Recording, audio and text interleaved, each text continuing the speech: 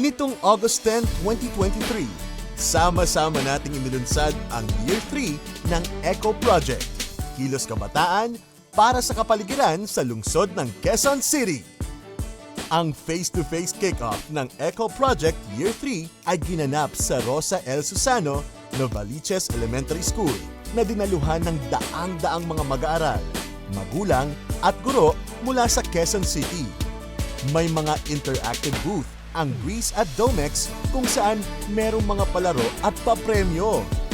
Nakasama rin natin dito para magbigay ng kanilang suporta sina Congressman ng 5th District ng Quezon City, Honorable Patrick Michael E.M. Vargas, Schools Division Superintendent ng Quezon City, Dr. Carlene Cedilla, Knowledge Channel Foundation President and Executive Director, Ms. Rina Lopez, Premium Laundry Business Performance Manager ng Breeze, Ms. Lara Santos, Home and Hygiene Business Performance Manager ng Domex, Ms. Regina Ocampo, at ang Principal ng Rosa Susano Elementary School, Dr. Jerry Isip.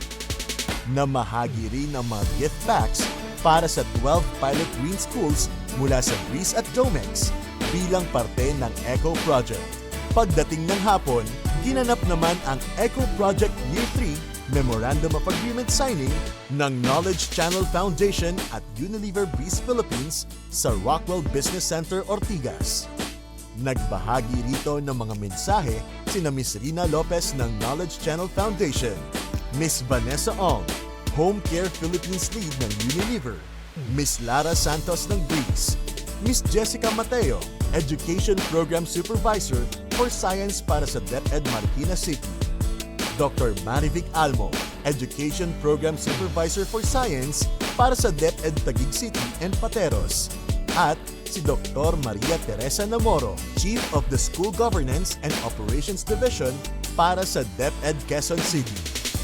Ang EcoProject ay isang programa mula sa Knowledge Channel Foundation at Unilever Breeze Philippines na isinasagawa sa pakikipagtulungan ng iba't ibang DepEd Schools Divisions Offices na naglalayong i-engage, i-educate at i-empower ang kabataang Pilipino na kumilos para sa kalikasan. Mula nang nagsimula ito noong 2021, nakasama natin ang mga kabataan, magulang at guro ng Marikina City, Taguig City at Pateros. At para sa ikatlong taon nito, makakasama natin ang pinakabagong EcoProject partner mula sa Quezon City. Para sa latest updates, bumisita sa knowledgechannel.org.